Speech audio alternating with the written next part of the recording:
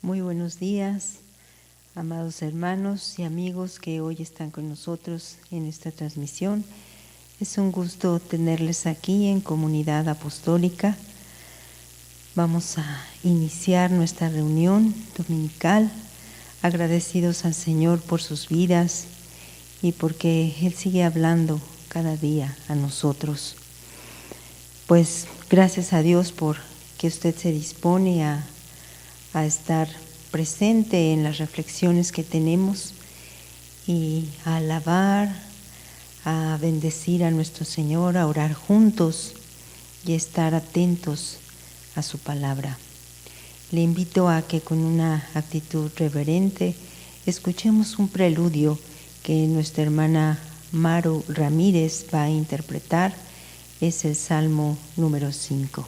Escuchemos y estemos apercibidos de la voz del Señor en este día.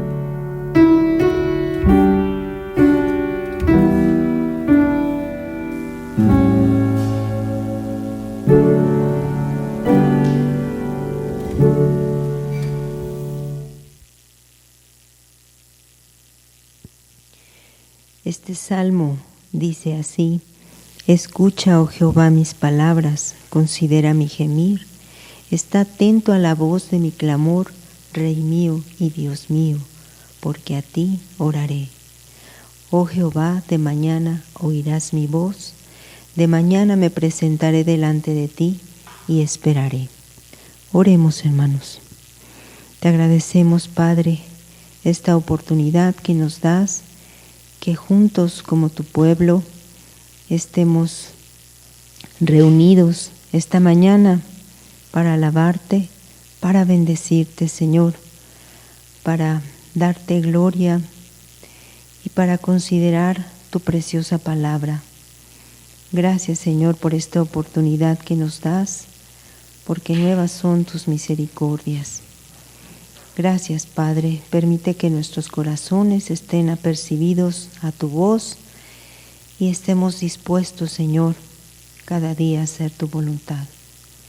Gracias, Padre, porque eres bueno y nos amas con un amor tan grande. Te bendecimos en el nombre precioso de Jesús. Amén. Pues quiero que entonemos junto con nuestro hermano, el director Cristian Gomer, este hermoso himno que lleva por título Piedad, Señor. La letra es de Isaac Watts, la música es de Daniel Reed. Este se encuentra en el Himnario Metodista y es el número 107. Alabemos a nuestro Señor.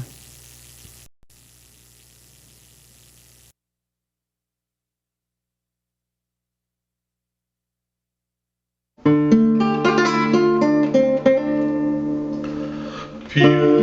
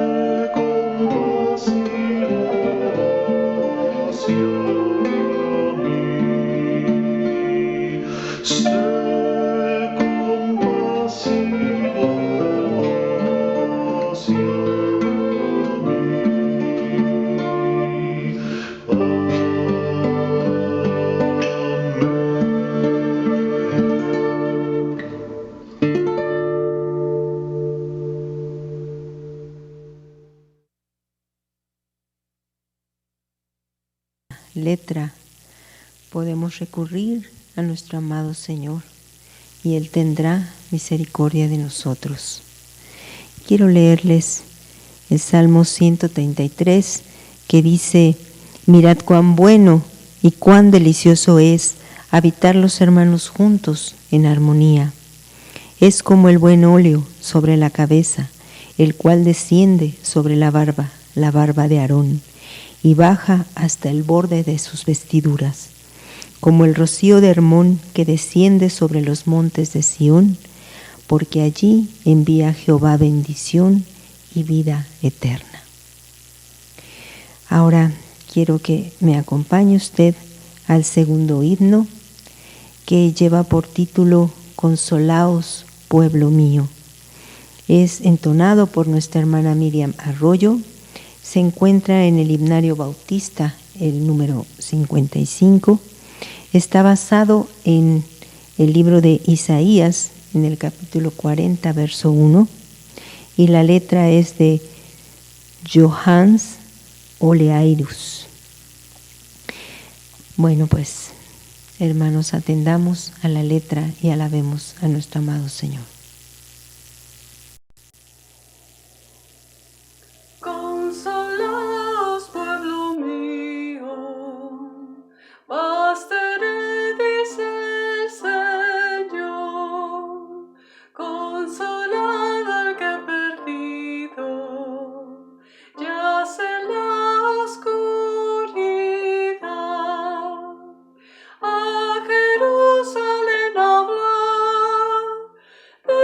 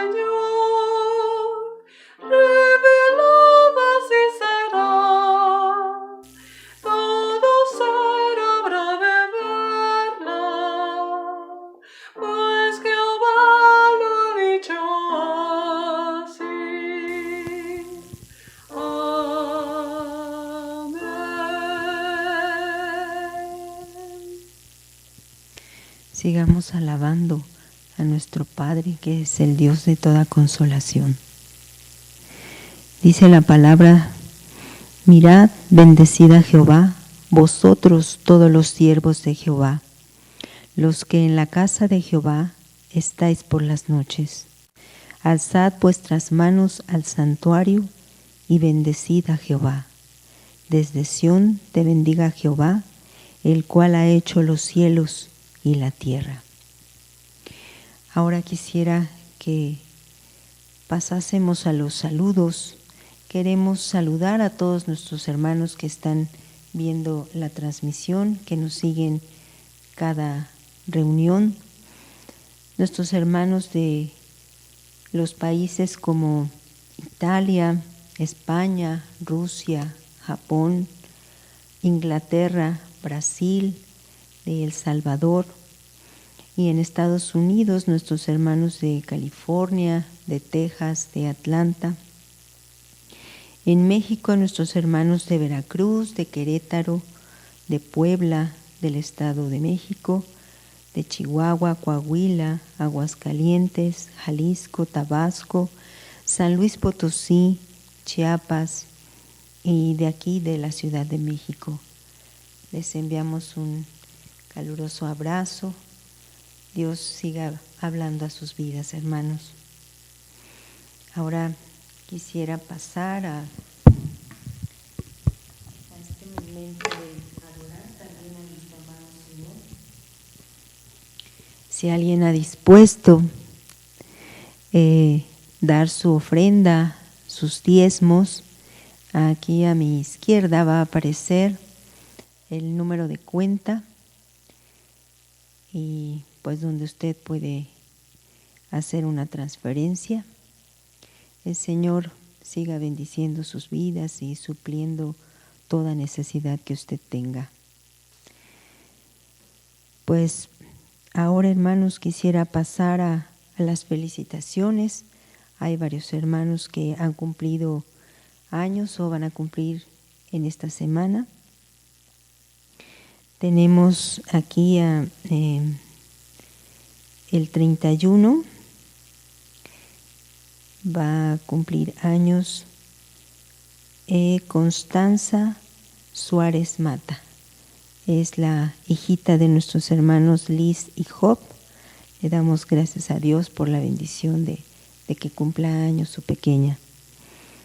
El día 2 de febrero cumplirá años Alain Hernández, también René Arenas. Y bueno, no sé si aquí no tengo bien el dato, pero parece que es también nuestro hermano Luis Hernández. El día 3, Martín Vicente Jiménez, y también el día 3, nuestra pequeña Romina Serrano. Pues les mandamos un abrazo muy fraterno. El Señor les bendiga y les siga bendiciendo a cada día de su vida y puedan seguir buscando su voluntad perfecta de nuestro Señor. Bueno, pues quiero pasar a las peticiones y agradecimientos. Tenemos varias peticiones, le animo para que usted pueda anotarlas, para que pueda recordarlas y estemos orando por nuestros hermanos y si es posible nos pongamos en contacto con ellos para ver si hay otra forma también de poderles apoyar. Bueno, pues tenemos aquí por la salud de nuestros hermanos, la familia de nuestro hermano Alejandro Sánchez, por su mamá, por su esposa, por sus hijos. Rogamos a nuestro amado Dios que obre en sus vidas. Ellos se han contagiado y pues pedimos al Señor por su salud. También por nuestro hermano Valentín, nuestra hermana Silvana, que Dios siga bendiciendo su salud y les fortalezca en su fe. Por el señor Adolfo Carranco Díaz, él está internado, él sufrió un derrame cerebral. Oremos por su hija, Elsa Carranco. Que Dios le dé entendimiento y pueda seguirle compartiendo a su papá sobre el amor de Dios y él pueda percibirlo y voltear sus ojos a él. Por la salud de varios hermanos que también se han contagiado, que Dios les fortalezca y en este tiempo de enfermedad Él pueda seguir obrando en su alma, en su cuerpo, en su espíritu, y pues puedan seguir buscando a nuestro amado Señor y rindiéndose con todo su ser. También por la salud de nuestra hermanita Fernanda Paola y por el consuelo para ella y su familia, porque murió su tío. Pues que el Señor les dé paz y les sostenga a toda la familia. También queremos agradecer ahora a nuestro Señor por la salud del papá de nuestra hermanita Estelita de Chiapas. Él pues se encuentra recuperándose. Agradecemos al Señor por su misericordia para con ellos. También porque varios hermanos que se han contagiado, pero hemos sabido que han mejorado. Agradecemos al Señor por ello. Y pues le rogamos que siga restaurando su salud. Pues le ruego que me acompañe para orar en este momento. Gracias, bendito Padre, porque podemos encomendarnos a ti en todo momento y sabemos que tú nos escuchas, porque grande es tu fidelidad. A pesar, Señor, de que tú ya sabes lo que vamos a pedirte, tú quieres que nosotros estemos atentos a las necesidades de nuestros hermanos y que elevemos, Señor, nuestra voz a ti, sabiendo que tú nos escuchas. Gracias, Señor, por atender a nuestras peticiones. Gracias porque a pesar de saber todas nuestras necesidades, tú eres fiel, Señor, tú quieres escuchar nuestra voz. Gracias, Padre, por la vida de cada uno de nuestros hermanos que se han estado recuperando de esta enfermedad que hoy nos ha estado aquejando. Gracias también por la vida de los hermanos que ahora están padeciéndola, pero que queremos rogarte que tengas misericordia de ellos y que no se agraven, Señor, y que a pesar de esta prueba que están pasando, ellos se aferren, Señor, a tu amor, a tu misericordia, y que tú sigas cumpliendo tu perfecta voluntad en cada uno de ellos, y que si de alguna forma podemos apoyarles, aparte de orar por ellos, que podamos estar atentos a ellos y que ellos puedan tener la confianza de decirnos y en la medida de nuestras posibilidades ayudarles. Gracias, Señor, por la vida de cada uno de ellos. Los encomendamos a tu gracia y a tu fidelidad.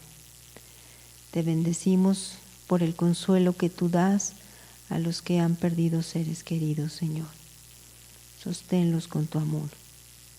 Gracias, Padre. En el nombre precioso de Jesús te bendecimos. Amén. Pues ahora quiero dar oportunidad a nuestro pastor Cristian. Agradecemos al Señor por su vida, porque Él le sostiene cada día y le fortalece. Y pues le doy oportunidad para que Él hable la palabra que hoy ha dado para este día. Adelante.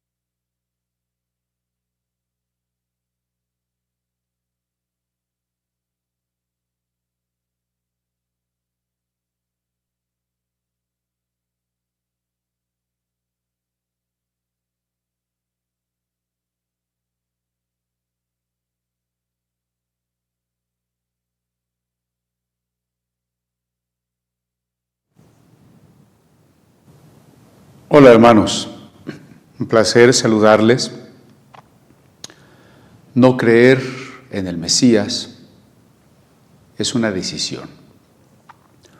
¿Cómo creer en el Mesías? Es una decisión. Por tanto, la fe y la incredulidad son decisiones. Decisiones que cada ser humano ha de tomar cuando es confrontado con la proclamación del Evangelio, cuando escucha la voz del Espíritu Santo, cuando se encuentra en una circunstancia en la que podría acercarse a Dios. Cada ser humano tiene que decidir si cree que Jesús es el Cristo, si cree que Jesús es el Mesías, o si no quiere creer que Jesús es el Mesías. Tenemos algunas Biblias aquí en inglés.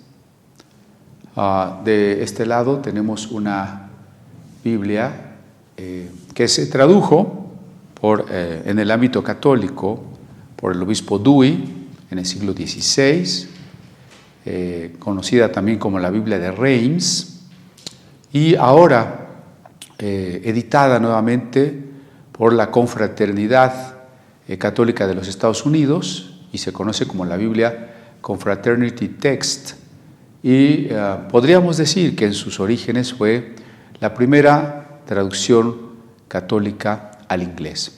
Posterior, por supuesto, a la de John Wycliffe y a los esfuerzos de William Tyndale y de Coverdale. Por otro lado,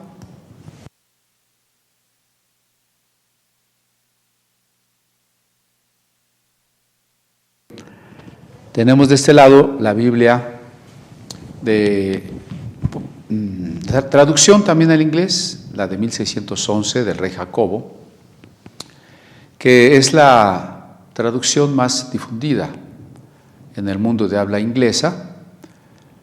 Solo que en esta edición de Westminster es la capital de la doctrina presbiteriana, digamos, ha hecho en parágrafos, como si más que en versículos, por párrafos que unen las ideas. Bien, vamos a leer en la Biblia de Casiodoro de Reina el capítulo 22 de Lucas, verso 63. Y siguientes. Y los hombres que custodiaban a Jesús se burlaban de él y le golpeaban. Y vendándole los ojos, le golpeaban el rostro y le preguntaban diciendo: profetiza, ¿quién es el que te golpeó? Y decían otras muchas cosas injuriándole. Cuando era de día, se juntaron los ancianos del pueblo, los principales sacerdotes y los escribas, y le trajeron al concilio diciendo: ¿eres tú el Cristo? Dínoslo. Y les dijo: si os lo dijere, no creeréis, y también si os preguntare, no me responderéis, ni me soltaréis. Pero desde ahora el Hijo del Hombre se sentará a la diestra del poder de Dios. Dijeron todos: ¿luego tú eres el Hijo de Dios? Y les dijo: vosotros decís que lo soy. Entonces ellos dijeron: ¿qué más testimonio necesitamos? Porque nosotros mismos lo hemos oído de su boca. ¿Cómo creer en un Mesías humillado? Hemos titulado a la reflexión que no creer en el Mesías es una decisión, pero ¿cómo podían haber creído aquellos hombres? ¿Cómo podían creer los judíos de la actualidad o cualquier persona que el Mesías, en un Mesías humillado? ¿Qué significa Mesías? Vale la pena recordar brevemente. Es una palabra hebrea, Mashiach, que al español literalmente significaría ungido. Y esta palabra está retomada de un rito antiguo entre los hebreos de vertir aceite, un cuerno de aceite, sobre la cabeza de aquellas personas elegidas para un cargo especial. En particular, para reconocer al sacerdote, para iniciar la tarea del sacerdocio, además de los sacrificios de sangre y de agua de purificación, el sacerdote debía ser ungido, es decir, debía verterse ese aceite sobre la cabeza. En el caso de los reyes, esto es posterior, cuando comenzó a haber reyes a partir de Saúl en la tierra de Israel, también se reconoció al rey a través de la unción, y en este caso de los profetas. Quien ungía a un sacerdote, pues era otro sacerdote, y quien ungía a los reyes era un profeta. Pero los profetas también tenían que ungir a sus discípulos o a sus continuadores como señal de la elección. ¿Por qué el aceite?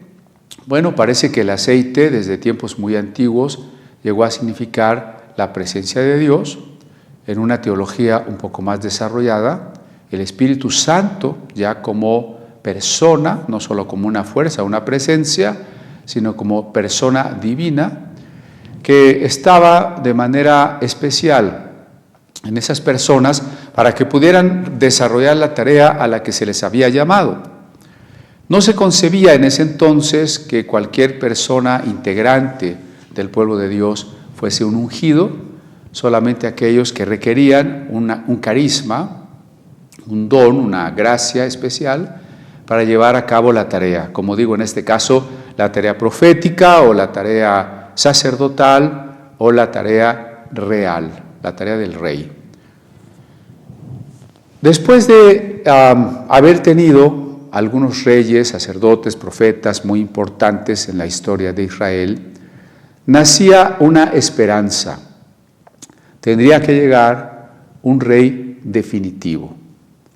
Se le había dicho a David que un descendiente suyo se sentaría en el trono, pero con unas características diferentes, porque tendría un trono eterno, un trono de justicia, un trono que gobernaría toda la tierra.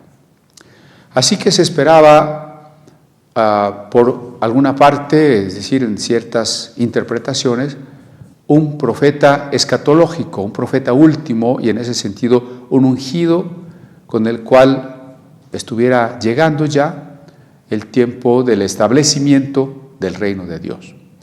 Se esperaba también un rey descendiente de la línea davídica que estableciera el reino definitivo, un reino de absoluta justicia.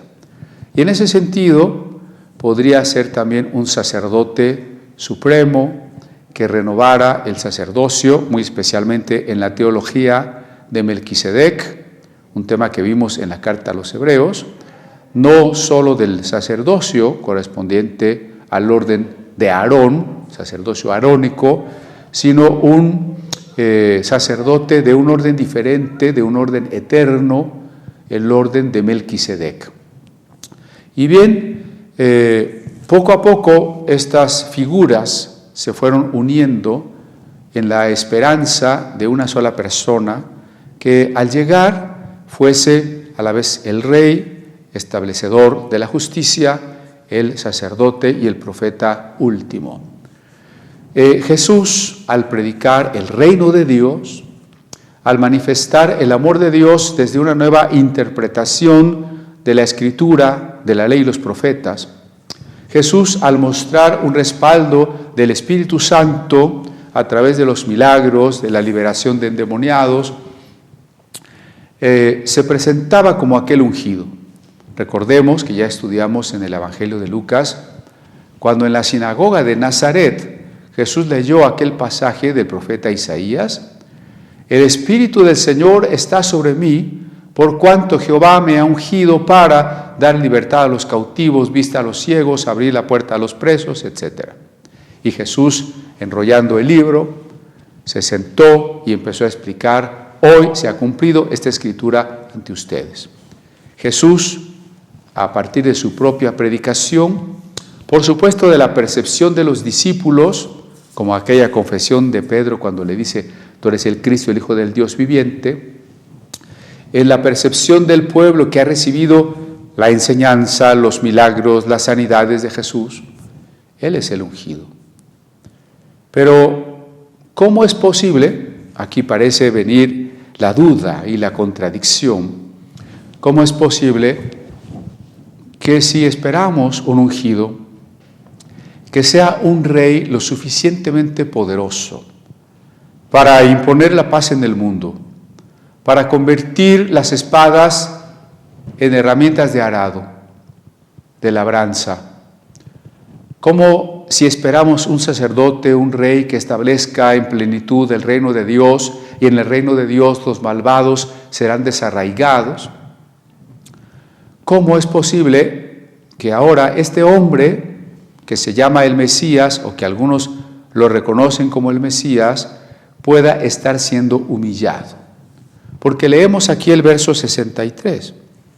Y los hombres que custodiaban a Jesús se burlaban de él y le golpeaban. Recuerden que Jesús ha sido llevado a la casa del sumo sacerdote. Y mientras los sacerdotes tienen una deliberación política con otros miembros importantes del gobierno de Palestina, han dejado a Jesús en manos de los guardias, aquellos mismos guardias que fueron al huerto de Getsemaní, y lo trajeron a la casa del sacerdote. Estoy pensando que esos guardias que vieron la mansedumbre de Jesús, que prohibió a sus discípulos pelear, aquel Jesús que sanó al hombre que había sido herido por la espada de Pedro, a pesar de eso, estos hombres ahora, de acuerdo con este verso 63, se burlan de él y le golpean. Y yo quisiera que pensemos, imaginando este cuadro, ¿por qué para muchos judíos es incompatible que Jesús hubiese sido el Mesías? Porque si el Mesías tenía que ser un rey poderoso, ¿cómo es que ahora está, o suponemos que el Mesías es alguien de quien los demás, unos soldados ignorantes, sin educación, sin un auténtico poder social o político, pueden burlarse de él? No solo burlarse, sino golpearlo. Y por supuesto, conocemos a los policías, a los soldados, cuando torturan. No golpean suavemente, golpean realmente para herir, con saña. Parece que en el ser humano hay una especie de agresión que se despierta más, se intensifica cuando empieza a torturar al otro. Esto a lo largo de toda la historia y de las instituciones políticas y religiosas que han torturado, queda claro. En el momento en que un hombre ve a otro más débil, indefenso, susceptible de ser agredido, se despierta una especie de maldad que se incrementa y que hace que la persona quiera infligir más dolor a aquel indefenso.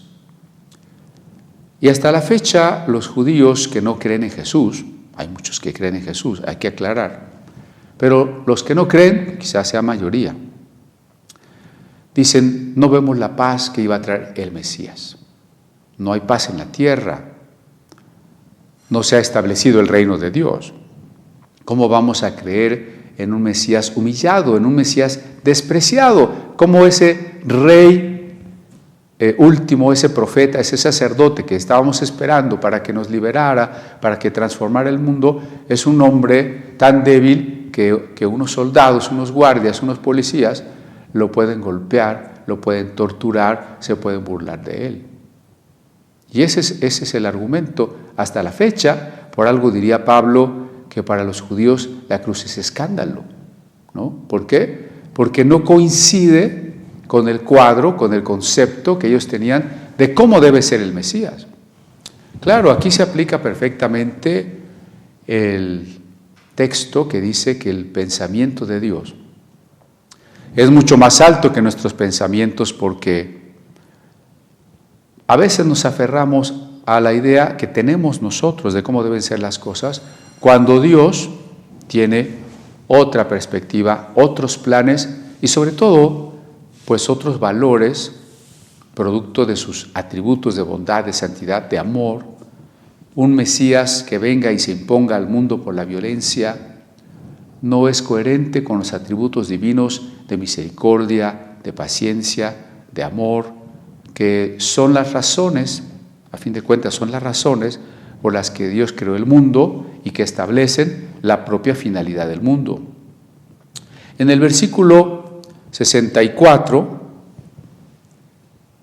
dice que vendándole los ojos le golpeaban el rostro y le preguntaban diciendo: profetiza, ¿quién es el que te golpeó? Bueno, aquí encontramos varias características que retratan no solo directamente a los soldados, sino a algún pensamiento de la época. Por lo pronto, el malentendido de qué es un profeta. Hoy también se piensa que un profeta es alguien que debe adivinar. Recordemos que esa es una concepción pagana. Ver al profeta, ver al servidor de Dios, no como alguien que trae un mensaje de edificación, sino como alguien que tiene un poder de adivinar. Ese era un concepto antiguo de los pueblos paganos, pero nosotros encontramos en los grandes profetas de Israel, especialmente aquellos que ya nos legaron sus escritos, como Isaías, Amós, Oseas, que fueron los primeros, Miqueas, que el profeta no es un adivino, sino alguien que trae un mensaje de Dios, de invitación, de arrepentimiento, del amor de Dios. Y por eso hoy nuestra sociedad sigue pensando de manera parecida. Cuando habla de las profecías mayas y de las profecías de Nostradamus y de las profecías de las pirámides de Egipto, está pensando que son vaticinios y que toda profecía es un vaticinio, una especie de adivinación. Tal en malentendido teológico tan absurdo lo tienen los guardias cuando tapan los ojos de Jesús y piensan que si es un verdadero profeta, tendría que adivinar quién lo golpeó. Y como ya dije, los golpes de los torturadores son verdaderamente fuertes, verdaderamente infligen dolor, infligen humillación, infligen tortura. ¿Quién te pegó? Adivina, repito, es una mala concepción de que es realmente un profeta. Pero en el fondo no es solamente ignorancia de estos hombres, no es que malentiendan la profecía. Además de eso, hay una actitud de indiferencia hacia la verdad y hacia el prójimo. Lo que encontramos en esta grosería de estas personas, grosería en el sentido de lo burdo, de lo que es burdo, de lo que no se relaciona para nada con lo espiritual, es la indiferencia hacia la verdad. ¿Cómo es posible que alguno de ellos no se pregunte quién es realmente este hombre? Porque sabemos, cuando menos de oídas, que este preso ha predicado, ha sido un maestro, hace milagros. No, hay una indiferencia por la verdad, una indiferencia que además acepta la acusación sin ejercer antes un criterio. Esta es otra característica de nuestra sociedad. Cuando alguien es condenado, la gente inmediatamente está dispuesta a condenarle, sin preguntarse por la verdad. Tenemos el caso, por ejemplo, que ya algunas leyes hoy dicen que una mujer, por ejemplo, puede decir que un hombre la vio con mirada libidinosa y entonces ese hombre puede ir a la cárcel. Esto es una ley injusta porque primero la mujer tendría que demostrarse a sí misma que efectivamente fue una mirada que le haya faltado al respeto, pero además tendría que probarle a los demás que eso fue verdad. Y tenemos conocimiento de muchísimos casos donde las mujeres, por distintos motivos, acusan sin fundamento, calumnian a otros hombres y se ha vuelto incluso una manera de extorsión en el transporte público de la Ciudad de México. ¿Por qué? Pues porque aún en redes sociales, cuando una mujer quiere vengarse de un exnovio o de alguien que no le cae bien y simplemente dice, me acosó, de inmediato todas las personas empiezan a hablar y a publicar en contra de aquel de que no se ha demostrado su culpabilidad.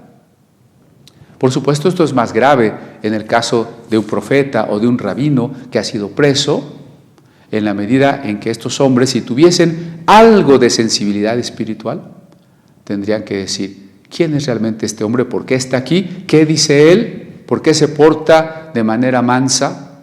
¿Por qué no pide compasión? ¿Por qué no ofende? ¿Por qué no se defiende? Esta indiferencia ante la verdad es también característica de nuestro mundo, de estas generaciones a las que les han llamado la generación X, la generación Z, los millennials, los centennials, porque pareciera no interesarles nada más que el placer, la inmediatez, el consumo, la popularidad, el deleite inmediato. Sí, nuestra sociedad está caracterizada, como toda la masa, por dejarse arrastrar ante el linchamiento y la acusación de alguien sin investigar más. Como cristianos tenemos que tener mucho cuidado. Aquel escritor español, me parece que fue Lope de Vega, que escribe la obra de teatro Fuenteovejuna. Es el pueblo Fuenteovejuna que mata al comendador, y cuando llegan las autoridades a ver quién mató a quién es el responsable de ese asesinato, la respuesta es Fuenteovejuna, o sea, el pueblo, todos y nadie. Esta es la manera en que reacciona la masa, y a veces como cristianos también. Se empieza a hablar mal de una iglesia, mal de un pastor, y ya todos están juzgando, todos están compartiendo la noticia, o más bien el chisme, sin que antes nos hayamos detenido a tener temor de Dios, a pensar si las cosas son así o no son así, o las motivaciones más profundas de las personas, como hablábamos hace 8 días, de Judas y de Pedro, ¿no? Y por otro lado, esta indiferencia por la verdad, que a veces se disfraza de fe, porque cuando la gente cree lo que le dicen en el púlpito y nada más, y no investiga y no se pregunta y no está dispuesto a revisar nada, en realidad, en el fondo hay una indiferencia por la verdad. Estos hombres, dicen nuestras autoridades, ya lo consideraron un falso profeta, es un falso profeta, entonces podemos hacerle lo que sea. Esa es la actitud que promovió también el nazismo de Hitler. Uno se pregunta, ¿cómo es posible que alemanes normales, vecinos, gente común, haya estado dispuesta a denunciar, torturar, matar o despojar a los judíos? Claro, porque antes había una acusación, y esa acusación era, ellos son como ratas, no son seres humanos, son equivalentes a las ratas, están impidiendo la evolución de la historia, la evolución del universo, el surgimiento de la raza superior.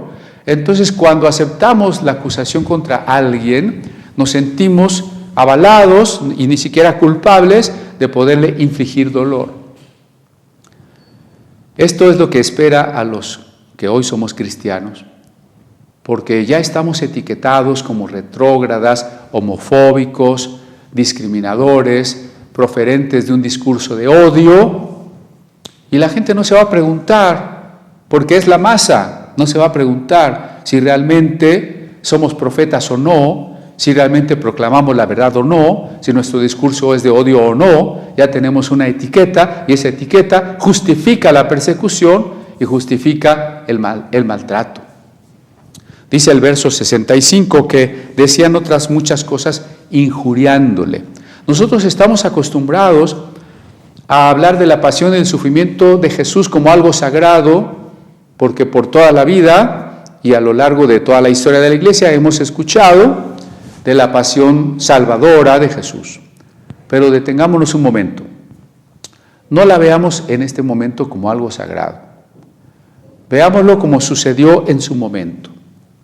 En su momento es Jesús siendo torturado de manera injusta, como con el mismo sufrimiento, el mismo dolor que le infligen cualquier hombre a otro, a quien lastima, a quien tortura. ¿Y cómo se sentiría Jesús? Siempre tenemos que colocarnos solidariamente en el lugar de Jesús. Nosotros a veces por los cuadros, las películas, pensamos en un Jesús impasible, es decir, un Jesús que no padece, que no sufre ante todas estas cosas, pero, ¿sabe? En realidad, Jesús como auténtico humano, en ese momento tiene que sentirse desprotegido de su Padre, tiene que sentirse muy triste porque cuando nosotros sabemos quiénes somos y estamos en un entorno en el que la gente no lo sabe, lo desconoce e incluso niega lo que somos, es muy difícil. Es muy difícil sufrir, aceptar, que nos traten como nada cuando sabemos lo que Dios nos ha dado, ¿no? Y esto pues será común a toda persecución. Cuando la carta a los Hebreos nos invita a meditar y a mirar los padecimientos de Cristo, no tiene que ser una meditación así rápida, sumaria, decir, si Jesús sufrió, yo también sufro. Tendríamos que detenernos en cada pasaje, en cada verso, imaginar cada situación como estas, Jesús siendo golpeado, siendo insultado, qué tipo de insultos, qué tipo de ofensas que humillan, que lastiman, le dijeron a Jesús, ¿no? ¿Qué tipo de golpes? ¿Dónde lo golpearon? ¿Cómo lo golpearon? Tenemos que pensar en todo eso, pero sobre todo en cómo se sentía Jesús. No lo veamos solo como el Jesús divino que lo es, el Jesús que sabía lo que iba a pasar y que lo aceptaba sin inmutarse, ¿no? Es el Jesús humano que está sufriendo auténticamente todo lo que sucede, como cualquiera de nosotros, exactamente como usted y yo. Cuando la carta a los Hebreos dice que nos comprende porque sufrió lo que nosotros, entonces es claro, tal y como usted y yo lo sufriríamos, así lo sufrió Jesús. En el verso 66 dice, cuando era de día, se juntaron los ancianos del pueblo, los principales sacerdotes y los escribas, y le trajeron al concilio. Bueno, el concilio es lo mismo que el Sanedrín. Vamos a explicar un poco. Es un conjunto de 70 ancianos que gobiernan la nación. Su origen nos hace remontarnos un poco en la historia. El reino de Judá se terminó cuando los babilonios lo destruyeron, se llevaron preso al rey, a muchos judíos se los llevaron a Babilonia y a muchos los mataron. Después de entre 50 y 100 años, los judíos empezaron a regresar, algunos, a Palestina, pero nunca más fueron en estricto sentido un reino. De repente fueron un pequeño reino ahí con la dinastía Asmonea, pero en realidad siempre estuvieron bajo el dominio, primero de los persas, después de los griegos y después de los romanos. No eran un país independiente. En estos tiempos de Jesús, Israel estaba bajo el dominio del emperador romano. En este momento, quien está en el trono de Roma es Tiberio. Así que Israel no es un país independiente, es una nación tributaria. De hecho, no es un reino. Tiene un pequeño rey en una zona norte, que es Herodes. Tiene un procurador en la zona sur, que es Pilatos, pero no es independiente, no es en ese sentido un reino, ni menos un reino importante. Sin embargo, los judíos más políticos, sacerdotes, han pedido al gobierno romano les permita solucionar sus problemas internos y sus problemas religiosos a partir de un consejo de ancianos. Se les da ese permiso, no es un permiso tan amplio. Recuerden que, por ejemplo, ellos no podían decidir matar a alguien, tenían que someterse al derecho romano, pero sí podían decidir una serie de cosas de la política interna. Y es que en la Biblia leemos desde los pasajes del Antiguo Testamento la importancia de los ancianos, es decir, de las personas mayores, porque la experiencia de las cosas que han vivido se constituye en sabiduría que puede ser transmitida a las generaciones más jóvenes. Otro aspecto que nuestra época ha olvidado.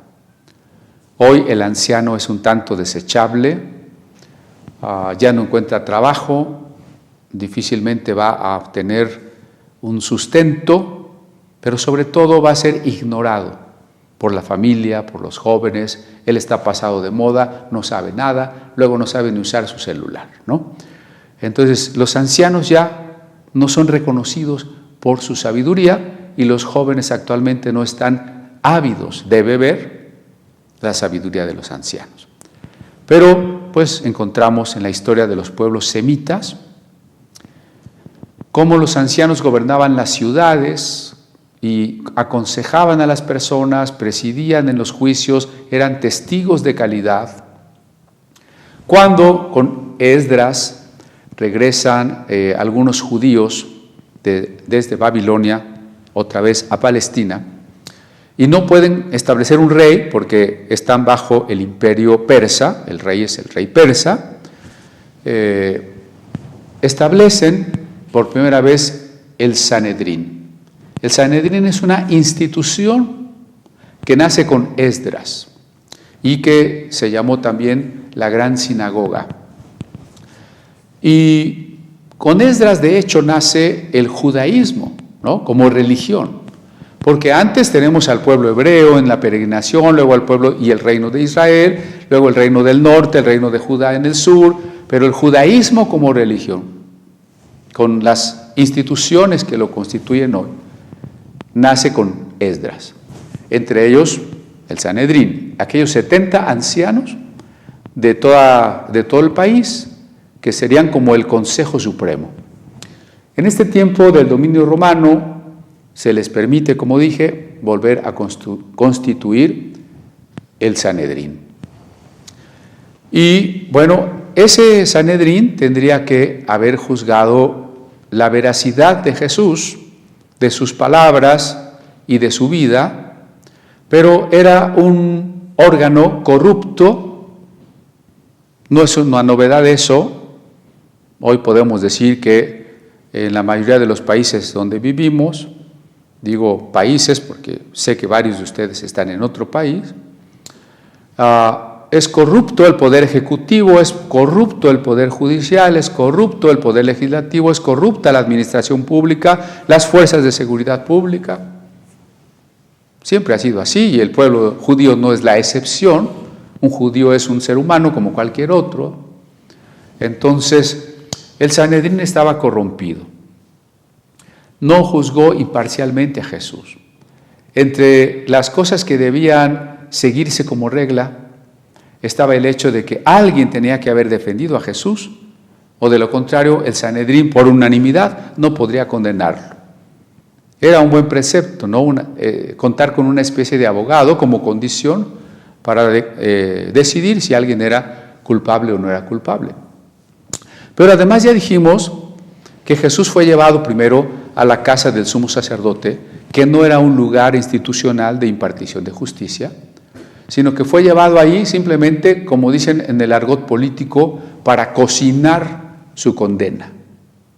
Al Sanedrín se le reunió solo para darle formalidad a la condena, pero la condena ya estaba decidida. Por eso el versículo 66 dice que cuando amanece, ya toda la noche estuvieron ahí deliberando, golpeando a Jesús, interrogando a Jesús también. Cuando era de día, se juntan los ancianos del pueblo, o sea, algunos ancianos, los principales sacerdotes, no pueden ser todos porque sacerdotes había muchos, incluso no todos vivían en Jerusalén, pero sí los líderes, a los que llama aquí los príncipes de los sacerdotes. Y los escribas, que eran los intérpretes de la ley, los copistas de los manuscritos bíblicos e intérpretes de la ley. Aquí hay una especie de contubernio ilegal, porque bastaba que hubiese un delito o unas pruebas suficientes para que el detenido fuera llevado al Sanedrín y punto. No tenían por qué actuar de manera tan directa los sacerdotes, ni tampoco los escribas. Pero aquí encuentran un motivo de alianza, de complicidad, en la manera en que cada uno siente que sus intereses están siendo afectados. ¿Por qué? Pues porque el escriba tiene unas interpretaciones que no son las de Jesús. Las de Jesús son superiores, como quien tiene autoridad. Los escribas, como hasta la fecha en el judaísmo ortodoxo, le dan vueltas y vueltas y le inventan detalles a un pasaje y hasta supersticiones a las letras hebreas, pero no van más allá. Y los sacerdotes, pues, sumidos en el ritual, en los intereses por el dinero, por las ofrendas, y el Sanedrín, sometido políticamente a los líderes, sometido al imperio. Hoy lo vemos, no solo en el mundo secular, en la política de los países, sino en las iglesias, en el manejo de las iglesias, y hasta de algunas entidades cristianas, como una que ahora está en verdadero pleito porque un director metió a un exdirector a la cárcel y etcétera, ¿no? Qué triste, ¿no? Cuando hay este contubernio de todos los que ni deberían estar juntos en una manera ilegal, sino permitir que el derecho siguiera su transcurso en vistas de la justicia. Los llevan entonces y se constituye formalmente el Sanedrín, se juntan estos 70 ancianos, y entonces el verso 67 nos presenta la pregunta clave. ¿Eres tú el Cristo? Aunque esta pregunta la formulan los acusadores, me parece una pregunta muy importante. Jesús, el carpintero de Nazaret, el hijo de María, ¿es el Mesías? Ese predicador ambulante, taumaturgo, maestro de la Escritura ante las multitudes, ¿es el Mesías? ¿Qué les preocupa a los que le juzgan? En realidad no les preocupa saber si es o no es el Mesías, ¿no? Si esta pregunta fuese sincera, nacida de una auténtica hambre de verdad, estaría maravilloso, ¿no? Porque entonces la actitud sería, estamos dispuestos a que si tú eres, lo reconozcamos, explícanos, nosotros estamos listos. No había esa actitud. Lo que se está buscando es que Jesús se autoacuse. Es decir, si Jesús afirma ser el Mesías, de acuerdo con el concepto que ellos han querido sostener, ha blasfemado. ¿Por qué? Pues porque a ellos les parece que un carpintero, un desconocido, un hombre que no ha estudiado, un hombre que no tenga un ejército para liberar a Israel, un hombre que no tenga la gloria de un gran príncipe que domine el mundo, pues no puede ser el Mesías, y al arrogarse el título de lo que no es, estaría blasfemando, y entonces podrían encontrar pretexto en la ley de Moisés para matarlo. Porque la ley de Moisés estipulaba pena de muerte para el blasfemo. Recuerden que en el libro de los Números se relata que un joven hijo de una mujer no judía blasfemó el nombre, así dice el texto. ¿Y qué sucedió? Pues Moisés dio la instrucción de que se le apedreara, de que se le matara. Esto es jurisprudencia, es decir, no estaba estipulado claramente en los mandatos, pero cuando aparece la circunstancia hay que tomar una decisión y entonces se constituye en antecedente para otras situaciones semejantes. Así pues, el caso de los blasfemos requería pena de muerte. Así que la pregunta, ¿eres tú el Cristo?, no obedece, como digo, al hambre de verdad. Como no obedecerá a esa razón la pregunta de Pilato, ¿y qué es la verdad? Obedece a tener el pretexto suficiente, la prueba del delito que no han podido encontrar. ¿Por cuál delito van a condenar a ese maestro? No hay delito. Hay que fabricarlo, hay que inventarlo, que dijo que iba a destruir el templo, que habla contra la ley de Moisés. Nada de eso se sustenta lo suficiente como para que ellos se sientan verdaderamente justificados y sobre todo tengan argumentos para que el pueblo se convenza de que ellos son los buenos, tienen la razón y los liberaron de un profeta malvado y falso. Pero no encuentran el delito. ¿Qué es lo que se espera? Pues que las propias palabras de Jesús le condenen. Y entonces preguntan, ¿eres tú el Cristo? Dínoslo, o sea, de una vez ya, sé claro, ¿no? ¿Eres o no eres? Y ahora Jesús contesta, si os lo dijere, no creeréis. Por eso yo titulé a la plática, no creer en el Mesías es una decisión. En otras palabras, la incredulidad no es ignorancia. La gente no cree porque sea ignorante. No cree porque no quiere creer. Si la incredulidad fuera ignorancia, bueno, pues se subsana la ignorancia, se demuestran, se explican las cosas y todo el mundo creería. Pero la gente que no cree porque no quiere creer.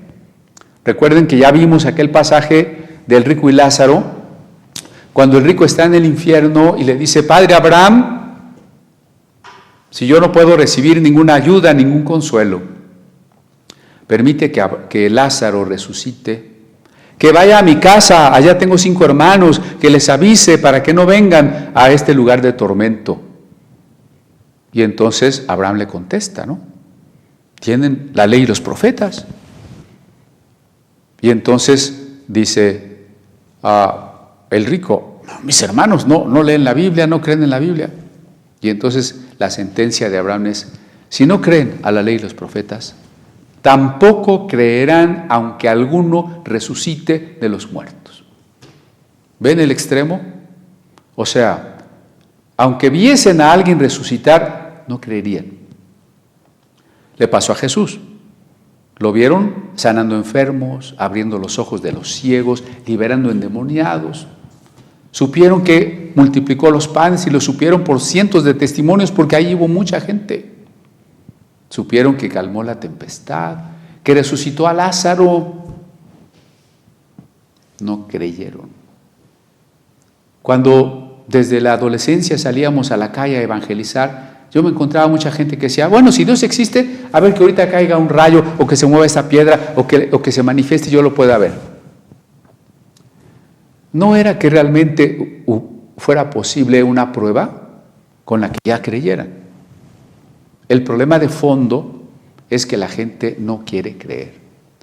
No quiere creer por diferentes razones. Quizá la principal la explicó Jesús cuando dijo, aman más las tinieblas que la luz. No quieren venir a la luz para que sus obras no sean redargüidas. Porque hoy mucha gente, muchos ideólogos del relativismo, ideólogos de género, ideólogos de la globalización y de la nueva era, de no estar en la Biblia o de no estar en la Biblia, por qué dicen que Dios no existe, por qué son tan enemigos acérrimos del cristianismo, porque no quieren venir a la luz. ¿Por qué no quieren venir a la luz? Para que sus obras no se vean tal como son. No quieren creer. Esta decisión de no creer sale de lo más profundo de la persona, que la Biblia llama el corazón. Y yo dije, frente a la proclamación del Evangelio y al toque del Espíritu Santo, si una persona dice no, puede decir no, porque eso es la incredulidad, decir no, está condenado. La incredulidad no es algo que Dios da a la gente. Yo endurezco tu corazón, te hago incrédulo y te voy a mandar el mensaje de salvación, pero no quiero que te salves, así que te voy a dar la incredulidad, porque te quiero condenar. Ese Dios no es el de la Biblia. No, pues usted no puede creer porque Dios no le dio la fe. Si Dios no le dio la fe, ¿por qué dice el texto de Juan? El que cree en el Hijo de Dios tiene la vida, el que no cree ya ha sido condenado por cuanto no creyó. Por cuanto no creyó. Clarísimo, ¿no? La incredulidad es una decisión que nace del corazón y que decide nuestro destino eterno, que es una decisión tan trascendente que el que decidió no creer ya está condenado. Por eso Jesús les dice, si yo les explico por qué soy el Mesías, si yo les argumento las pruebas de que yo soy el Mesías, no creeréis. Y no es que Jesús tuviera flojera de explicarles, no es que Jesús no tuviese los argumentos maravillosos y asombrosos para explicarle a cualquiera qué cosa era el Mesías y por qué Él era el Mesías. Pero Jesús, con el discernimiento de espíritus que le había dado el Espíritu Santo, entendía perfectamente que el incrédulo ha decidido de antemano no creer. Si escucha los argumentos que sea, va a cerrar sus oídos, no los va a pensar, no los va a aceptar. Usted, hermano, cuando evangeliza, trate de discernir y no se desespere. Si una persona es incrédula y quiere ser incrédula, no es culpa de usted. No es que usted no le supo explicar, no es que usted no tuvo pruebas. Es una actitud del corazón de la otra persona. Una persona hambrienta, abierta a Dios, con un poquito que escuche de la palabra de Dios y con el auxilio del Espíritu Santo, va a decir, quiero saber más. Pero Jesús sabía que estos hombres les dijeran o les explicaran lo que fuese, no creerían. En la obra de Platón, donde recopila las enseñanzas de su maestro Sócrates, tenemos el primero de ellos que se llama La Apología de Sócrates. Es una obra filosófica muy hermosa de leer, se la recomiendo. Sócrates es acusado, falsamente por supuesto, de corromper a la juventud, de no creer en los dioses, y por las mismas razones que Jesús fue acusado y condenado, la envidia, los celos, y también fue llevado injustamente al juicio, y se reunió una serie de consejeros del pueblo, elegidos de entre los ciudadanos, para decidir si se condenaba a muerte o no era digno de condenación a muerte. La apología que Sócrates hace, es decir, el discurso en su defensa, es impecable en sentido lógico, argumentativo. Él demuestra perfectamente por qué no es un corruptor de la juventud y por qué no es un ateo. ¿Y saben qué pasó? Al final ganaron los votos que lo condenaban a muerte, injustamente. Pues esta es la forma de ser de los hombres. Los hombres que han decidido de antemano la maldad, no van a entender razones, ¿no? O sea, si a estos soldados, a estos fariseos, a estos sacerdotes les hubieran explicado mejor, tal vez no hubieran hecho lo que hicieron. No, eso es falso. Es una decisión tomada de antemano. Es una decisión del corazón. alguna vez les conté aquella fábula del lobo que está cerca de un borrego, están tomando agua en el río y entonces el lobo le dice, te voy a comer porque estás enturbiando el agua. Y dice el cordero, pues ¿cómo voy a enturbiar el agua si tú estás corriente arriba y yo estoy más abajo? ¿No? El agua viene para acá, no para allá. Bueno, entonces te voy a comer porque el año pasado me ofendiste. Pues si yo el año pasado no había nacido. Bueno, te voy a comer porque tu mamá o tu papá me ofendió. El chiste es que se lo iba a comer de cualquier manera, ¿no? Esto ilustra la decisión malvada de los corazones que se cierra a toda argumentación y a toda posible defensa. Y por eso Jesús les dice, ¿para qué les explico si no van a creer?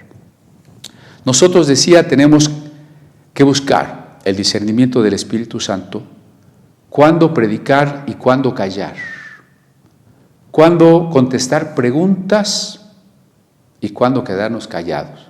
¿De qué depende eso? De la actitud del que pregunta. Si el que pregunta quiere escarnecer el Evangelio, quiere ser ese cerdo que pisotee las perlas, no hay nada que responder. Podemos quedarnos callados aunque digan qué ignorante, o qué cobarde, o qué tonto. No es momento de hablar. Diferente cuando el Señor nos guía a proclamar abiertamente y a insistir o a explicar las preguntas de la gente que tiene hambre de Dios.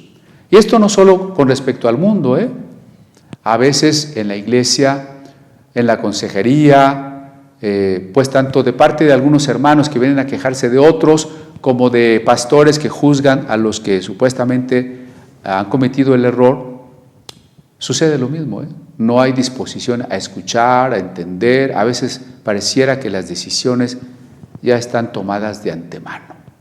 Ya se cocinaron, como dije hace rato, ¿no?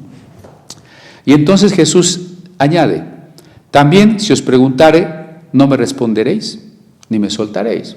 O sea, hay dos maneras de ayudar a la gente a encontrar la verdad. Una es la argumentación directa, que Jesús dice, si les digo, no van a creer. La otra es preguntar, muy al estilo de Sócrates precisamente, lo que se llamó el método mayéutico, es decir, a través de preguntas al interlocutor, irle ayudando a reconocer su error e irle ayudando a dar a luz a la verdad, al conocimiento. Si yo les digo, no van a creer, y si yo les pregunto, tampoco van a responder de una manera dialéctica, edificante, en la que ustedes vayan entendiendo la verdad. No me están preguntando aquí porque tengamos la oportunidad de establecer un verdadero diálogo teológico a ver cómo debe de ser el Mesías. No era esa oportunidad. Y le pasa al cristiano cuando es perseguido, no le van a dar gran oportunidad de hablar. En programas de televisión, entrevistas, en redes sociales, apenas se empieza a decir algo que no les gusta, ya te callan, te cortan, te quitan el micrófono. Y pienso en Lutero, ¿no? Cuando Lutero fue citado a la reunión de príncipes, se llama dieta, una reunión de príncipes, a la dieta en la ciudad de Worms, que estaba el emperador Carlos V, el delegado papal, los inquisidores, los grandes teólogos, para juzgar a Lutero, se le preguntó si se retractaba de lo que había dicho. Lutero quiso contestar que pues de cuál de todas las cosas, él había escrito ya muchos libros, no podía retractarse de todas, puesto que muchas las propagaba incluso la Iglesia Católica, ¿no? Y cuando quiso discutir acerca de su postura, de la justificación, de las indulgencias, se le dijo claramente, no estás aquí para discutir, nosotros no venimos a discutir contigo, venimos simplemente a decir, ¿te retractas o no te retractas? Así es con Jesús, ¿no? ¿Eres el Hijo de Dios o no? Di sí o no, no queremos discutir, no queremos que nos convenzas, ni siquiera te tenemos en la estima suficiente al nivel teológico para ponernos a discutir contigo como de un colega a otro colega. Lutero contestó, pues no me retracto, si no me demuestran con la Biblia y con la justa razón, dígnese Dios asistirme, porque sabía que le esperaba la hoguera. Jesús sabe que le espera la condena a muerte, que le espera la cruz, pero sabe también que defenderse no le va a salvar porque la gente no está dispuesta a conocer la verdad. Si a Lutero no lo quemaron es porque lo escondieron sus amigos, pero no porque se hubiera podido defender. Si Jesús hubiera dado todas las explicaciones, de todas maneras lo hubieran crucificado. Ya les expliqué cómo Sócrates dio una pieza de oratoria impecable sobre su inocencia y lo mataron. Así es como esto funciona. No me responderéis, dice Jesús, si yo les voy a preguntar no me van a responder ni me van a soltar. Y viene ahora, pues, otra vez pienso, ¿no?, en cómo Jesús sabe quién es, lo va a afirmar en el siguiente renglón. Jesús sabe perfectamente quién es y está siendo tratado exactamente como lo contrario. Esto es muy difícil de soportar, ¿eh? Es difícil de soportar saber que Dios nos ha dado algo, que somos algo, que tenemos algo, y ser tratados como una basura, como un trapeador, es difícil.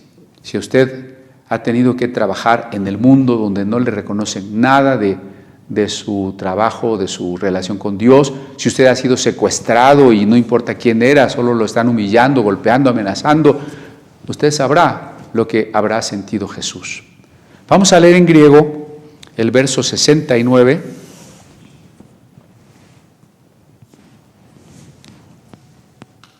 Dice lo siguiente: «Αποτούνην de esti, οϊός του ανθρώπου καθήμενος εν δεξιόν της δυνάμεως του Θεού».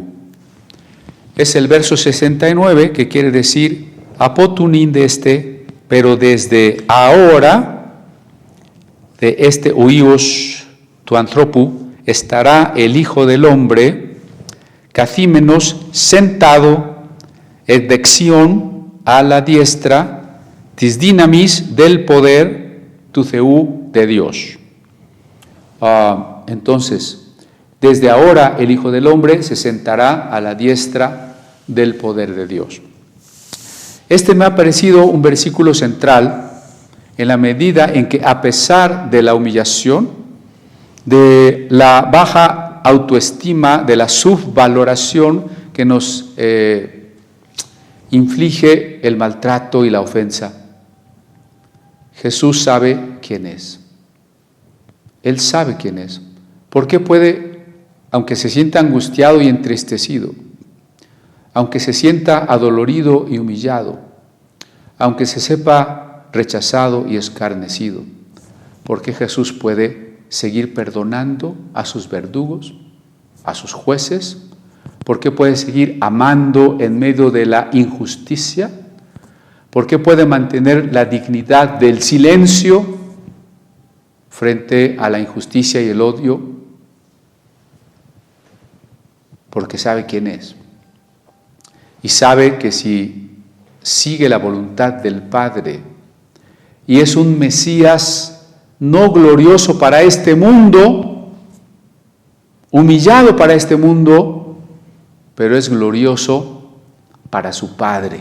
Contrastemos el trono que los juzgadores esperaban, el trono material de haber visto un hombre sentado en un reconstruido trono de David dominando el mundo. Eso es lo que Jesús no tuvo, ni aspiró a ello, aunque el diablo se lo ofreciera. Jesús prefirió aceptar la voluntad del Padre, que era la copa de la amargura, del dolor, del sufrimiento. Pero sabía, y solo por promesa, no por su omnisciencia, sino por su fe como humano en la promesa divina, que el trono que heredaría no era un trono terreno, aunque fuese duradero, sino un trono, ¿qué diría yo?, universal, espiritual, universal en el sentido más amplio de la palabra, como dice Colosenses, de las cosas visibles e invisibles. Y ahí estamos entrando en esa maravillosa paradoja que se constituye la predicación del cristianismo. Cuando el eterno está en el tiempo, cuando el que vive para siempre va a morir, cuando el que es soberano del universo está siendo humillado, cuando el que se sienta en el trono espiritual, universal y eterno está siendo desconocido, torturado y ofendido, insultado, golpeado. Es una paradoja. Esa paradoja que les he dicho es la gloria de Dios, es el poder de Dios. ¿Dónde está la manifestación más grande del poder de Dios? No en la fuerza nuclear que mueve a las galaxias, sino en la debilidad de la cruz, en la aceptación amorosa de Jesús para ser humillado, para sufrir por amor a nosotros y paradójicamente para sufrir por amor a esas personas que son quienes le están golpeando. Sí, Jesús está dispuesto a morir, está dispuesto a ser golpeado, escupido, insultado, por amor a las personas que están haciendo eso. Es impresionante, ¿no? Estoy aceptando que me golpees por amor a ti que me golpeas. Estoy aceptando que me insultes, que me rechaces, que me humilles, por amor a ti que me rechazas y me humillas. Es la perfección del amor de Cristo. Cuando Pablo dice en la carta a los Corintios que tengamos la mente de Cristo, muchos están queriendo interpretar eso como, tener la mente de Cristo es que yo soy un genio para todo y que yo puedo decretar todas las cosas buenas porque soy un Cristo. Tener la mente de Cristo es esto, es la capacidad de amar a tal punto que puedo amar a aquel que me daña, de hacer algo por aquel que me daña. Jesús ya lo había dicho, ¿no? Pongan la otra mejilla, oren por sus enemigos, no paguen el mal con mal, sino paguen con bien al mal. Ahora el Hijo del Hombre se sentará a la diestra del poder de Dios. Jesús no utiliza la palabra Cristo. Cristo es la traducción griega de Mesías. Había yo comenzado explicando que Mesías es el ungido, que era un rito judío, ¿no? Y que a partir de allí se proyectó un último Mesías, sacerdote, rey, profeta, que estableciera el reino de Dios. El aceite representaba el Espíritu Santo, así que este profeta último, este ungido por excelencia, el ungido por antonomasia, sería pleno del Espíritu Santo. De ahí que Jesús, y siempre debemos insistir en ello, que vivió en este mundo como perfecto hombre, hizo los milagros que hizo, predicó lo que predicó, discernió lo que discernió, porque estaba lleno del Espíritu Santo. Su rendición amorosa al Padre, su rendición absoluta al Padre, le permitía que no hubiese ningún obstáculo para que el Espíritu Santo plenamente le llenara, le gobernara en una intimidad amorosa con su Padre. Sin embargo, Jesús no retoma aquí el título Cristo. Le están preguntando si es el Cristo. Jesús responde de sí mismo como el Hijo del Hombre. Desde ahora veréis al Hijo del Hombre, o desde ahora el Hijo del Hombre se sentará a la diestra del poder de Dios. Recordemos que la diestra de Dios no es un lugar. Dios no está en un lugar allá arriba. Dios es omnipresente, Dios está en todas partes. Todo lo que existe, nosotros mismos existimos porque estamos en Dios. Así que Dios tampoco tiene manos. ¿Por qué hablar de la diestra de Dios? ¿Será que Dios tiene 2 brazos y 2 manos? No. Todo esto es un simbolismo que usa una figura retórica o literaria que se llama antropomorfismo, ¿no? Es decir, se habla de Dios con forma de hombre para comunicarnos una idea, pero Dios no tiene forma de hombre. Dios es infinito, Dios es omnipresente. La diestra del poder significa toda la autoridad de la soberanía y del poder de Dios recae sobre Jesús. Por eso digo, Jesús no va a recibir un trono terrenal como se esperaba y como él pudo haber cedido a la ambición y a la tentación. Él esperó la prueba. Si el Padre quiere la prueba, acepto la prueba. Si será después de la prueba que el Padre me dé otro trono, acepto el otro trono, porque nosotros no sabemos esperar. Queremos el placer y queremos las soluciones ahora, pero muchas no van a llegar ahora. Muchas soluciones y bendiciones vienen en la resurrección. Mucha gente quiere ofrendar para ser rico ahora. No va a ser rico ahora. Si el Señor le va a bendecir porque usted ofrenda, la mayor parte de esa bendición va a ser en la resurrección, ¿no? No para que usted sea rico ahora. Jesús sabe esperar, pero sabe mirar. Esto es muy importante, ¿no? Más allá de la circunstancia de dolor, de humillación, de soledad, porque aquí Jesús está solo, ¿no? No hay amigos junto a Él, no hay un defensor, todos lo han abandonado. Recuerdo esas palabras que un día Pablo también dirá, todos me han abandonado. Así que no se sorprenda usted si un día dice, todos me han abandonado, ¿no? Pero a pesar de ese abandono, de esa soledad, de esa humillación, de ese estar rodeado de enemigos, Jesús no pierde la visión. Con todo el dolor de su corazón, su tristeza, no pierde la visión. ¿Y cuál es la visión? ¿En qué consiste la visión? No en soñar cosas grandes y proclamar lo que se nos antoja. La visión es entender qué es Dios en nosotros, quién es Dios en nosotros, cómo es Dios con nosotros. No es una visión de riqueza, de grandes cosas, de grandes logros y éxitos. La visión es la visión de Dios en nosotros. Por eso Jesús está todavía en un sentido muy lejos de su glorificación. Pero Él puede decir ya, ahora el Hijo del Hombre está a la diestra del poder de Dios. Porque esa es la paradoja. En la máxima debilidad y en la máxima humillación, Jesús está viviendo el máximo poder, la máxima gloria, el máximo amor de Dios, que triunfa sobre la muerte y sobre el mal. Y entonces todos dicen, luego, ¿tú eres el Hijo de Dios? Aquí hay que retomar una teología que los actuales judaizantes han olvidado, ¿no? Vean el equivalente. ¿Eres el Mesías o Cristo? Soy el Hijo del Hombre, por tanto eres el Hijo de Dios. De acuerdo con este pasaje, son títulos equivalentes. ¿Qué contesta Jesús? Vosotros decís que lo soy. Hay que entender la traducción de Casiodoro, ¿no?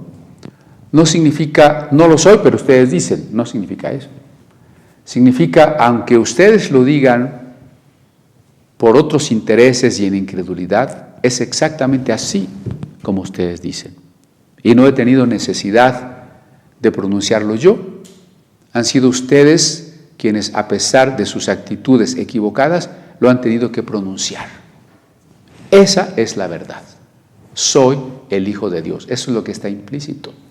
Y entonces, como les explicaba yo, estaban esperando ellos una prueba más fehaciente para poderlo condenar y la encontraron en las palabras de Cristo, que desde la perspectiva de ellos se autoacusaba. ¿Qué más testimonio necesitamos? Porque nosotros mismos lo hemos oído de su boca. Y entonces justificaron sus pasiones, ¿no? Esto es lo que está sucediendo en nuestro tiempo. Leyes legales, por supuesto, pero ilegítimas, que justifican las pasiones. Argumentos que quieren convertir lo malo en bueno y lo bueno en malo. Porque se ha decidido la incredulidad. Por tanto, si Jesús es el Cristo, y nosotros lo hemos aceptado así, a diferencia de todos los judíos que saben que Jesús existió, pero han decidido que ese carpintero de Nazaret no fue el Mesías y que hay que esperar a otro. Nosotros hemos aceptado que Jesús es el Cristo, hemos confesado que Jesús es el Señor, pero ahora debemos estar claros que debemos estar con Él en el sufrimiento. Así como Jesús sufrió todo este cuadro que he tratado de describir, nosotros hemos de sufrir con Él.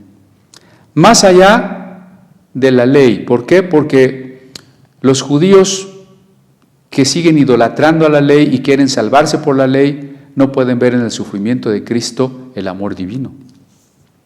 Porque los que predican la prosperidad y el éxito y el liderazgo no entienden que estamos llamados a ser copartícipes, coherederos en el sufrimiento de Cristo. Más allá del legalismo que quiere dominar el mundo y que quiere ver en los incrédulos gente a la que Dios no eligió. No. La incredulidad es una decisión. Todo ser humano, no hay un ser humano que no tenga la oportunidad de decidir si ha de creer o si no ha de creer. Más allá de la contemporización con el mundo, porque hoy la teología liberal, la teología de género, la teología queer, la teología de la liberación, han olvidado que se trata de sufrir con Cristo. Quieren quedar bien con el mundo, quieren creer lo que todo el mundo cree, o quieren tomar las armas para imponer la justicia. Decidirnos a creer en Jesús y decidirnos por tanto a sufrir con Cristo es un acto de amor de parte nuestra. ¿Por qué Jesús sufrió? Lo acabo de explicar. Porque amaba aún a aquellos que le infligían el sufrimiento. Cuando yo decido sufrir con Cristo, estoy correspondiendo al amor de Cristo. Y esa es la invitación que yo dejo sobre la mesa para que usted asuma con toda conciencia y con todo amor el sufrir con nuestro Maestro.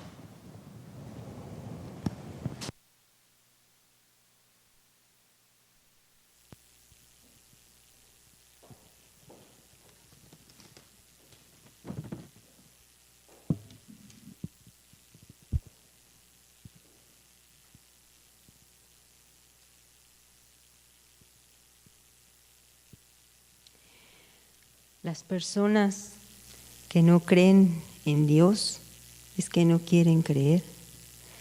Aman más las tinieblas que la luz. No quieren ver a la luz para que sus obras no se descubran. No seamos incrédulos, creamos al amor de Dios, que es verdadero e inagotable. Digamos sí a ese amor. Esta es la más importante decisión de nuestra vida y tiene trascendencia eterna. ¿Por qué nuestro Señor Jesucristo pudo mantenerse en silencio con una gran dignidad? Porque supo aceptar la voluntad del Padre, aceptó el sufrimiento. Esa es la gloria de Dios. Aceptó ser humillado por amor al perdido, por amor a nosotros, para darnos vida eterna. Bien, hermano, pues ahora quisiera seguir invitándole a que usted participe de las células. Antes de esto quiero mencionar que en esta semana nuestro pastor Cristian Gómez estuvo compartiendo durante varios días un seminario en Perú vía Zoom con aproximadamente 135 estudiantes y pastores. Y pues les hacemos una atenta invitación para que usted se pueda inscribir a los diplomados y a los cursos que está impartiendo el Museo Maná. Le animamos para ello, aprovechemos esta gran oportunidad que tenemos. Tenemos módulos en ciencias bíblicas, entre otros como la Carta a los Hebreos, Introducción a la Filosofía, Historia de la Cristiandad, Idiomas Bíblicos. Pues para mayores informes con nuestra hermana Rosario Garnica, le voy a dar su número de teléfono para que usted vía WhatsApp se comunique con ella. Ella es encargada de servicios escolares. Su teléfono es más 52 55 38 53 35 91. Me parece que nuestro hermano Ángel lo va a poner en la pantalla. Ya está. Bueno, pues ella le puede dar mayor información y pues le animo a que usted aproveche estos cursos. Bueno, pues Volviendo a lo de las células, si usted no se ha añadido a alguna de ellas, pues le invitamos. A lo largo de la semana tenemos varios días en los que usted puede escoger alguno de ellos y participar de estas células. Le doy mi número para que usted también me pueda mandar un mensaje vía WhatsApp y con gusto le puedo dar información sobre cualquiera de las células. Mi número es 55 23 73 14 93. Estoy para servirle, Araceli Velázquez. Bueno, pues no deje de congregarse. Ahorita pues solamente en la transmisión. Los miércoles nuestra reunión a las 5 de la tarde. Los sábados los pequeños tienen su clase a partir también de las 5 de la tarde. Estudio bíblico. Nuestros jóvenes, su estudio es los lunes a las 8 de la noche. Y pues también tenemos reuniones de mujeres cada 15 días, los domingos a las 9:30 de la mañana. Y pues nuestra reunión dominical. Pues hermanos, el Señor siga bendiciendo sus vidas y le invito a que me acompañe a hacer una oración para despedirnos. Señor, te agradecemos estos momentos que nos has permitido considerar tu preciosa palabra. Te ruego que tu Espíritu Santo siga abriendo nuestros oídos espirituales y que podamos escuchar tu voz, Señor, que podamos comprender lo que tú quieres pedir, Padre, que nosotros hagamos, que estemos dispuestos, que estemos atentos a tu voz y que atendamos, Señor, a cada momento que tú sigas hablándonos a través de tu palabra.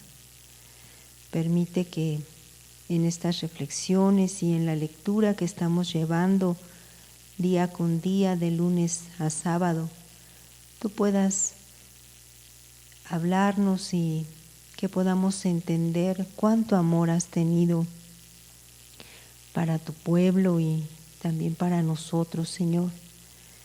Que podamos comprender que siempre has buscado la reconciliación con el hombre.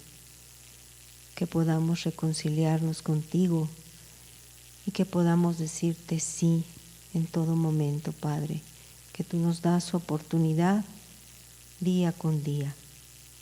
Gracias, gracias por tu amor que es inagotable. Gracias por la vida de cada uno de los que escuchan.